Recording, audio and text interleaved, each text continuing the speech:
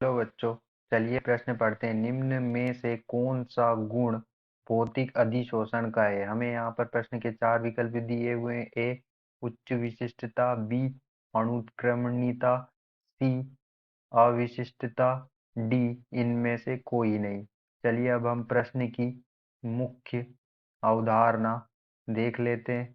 तो यहाँ पर हमारे प्रश्न की मुख्य अवधारणा क्या होती है? अधिशोषण जो होता है, अधिशोषण अधिशोषण में क्या होता है? जो हमारा अधिशोषक होता है, जो हमारा पदार्थ होता है, उसकी सतह पर जो कण आकर अधिशोषित हो जाते हैं।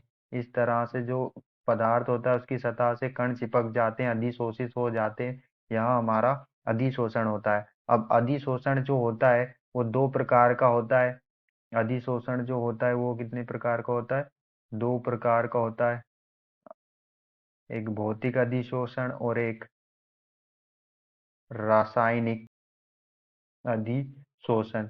तो भौतिक अधिशोषण में जो कण अधिशोषित होते हैं सतह से, वो अंतर आणविक वांडर बलों के कारण, इनके बीच में कौन सा बल होता है? वांडर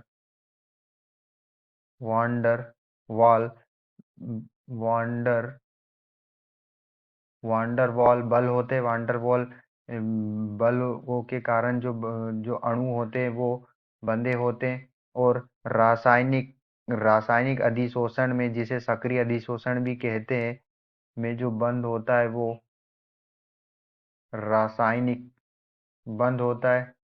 जबकि भौतिक अधिशोषण में जो कण होते हैं उनके बीच में दुर्बल वांडरवॉल बल जो होता है उसका बंध होता है। ठीक है, अंतर आणविक वांडर वॉल बलों के कारण गैस के अणु क्या होते हैं? बंधे होते हैं।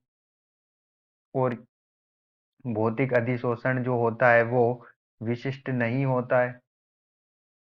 विशिष्ट नहीं होता है। जबकि रासायनिक अधिशोषण जो होता है वो अति विशिष्ट होता है।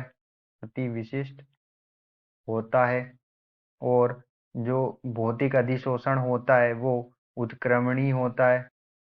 उत्क्रमणीय होता है। जबकि जो रासायनिक अधिशोषण होता है वो अणु उत्क्रमणीय अणु उत्क्रमणीय होता है।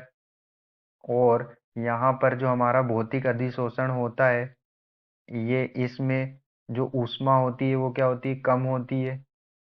ऊष्मा कम होती है। और इसमें जो रासायनिक अधिशोषण में ऊष्मा का जो मान होता है वो क्या होता है? उच्च होता है। ऊष्मा का मान उच्च होता है। और यहाँ पर जो हमारा भौतिक अधिशोषण होता है, इसमें इसमें अधिशोषकों की सतह पर बहु आणविक परतें बनती है।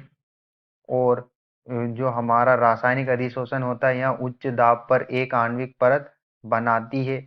और जो हमारा भौतिक अधिशोषण होता है इसमें सक्रियण ऊर्जा बहुत कम होती है। जबकि रासायनिक अधिशोषण में सक्रियण ऊर्जा उच्च होती है।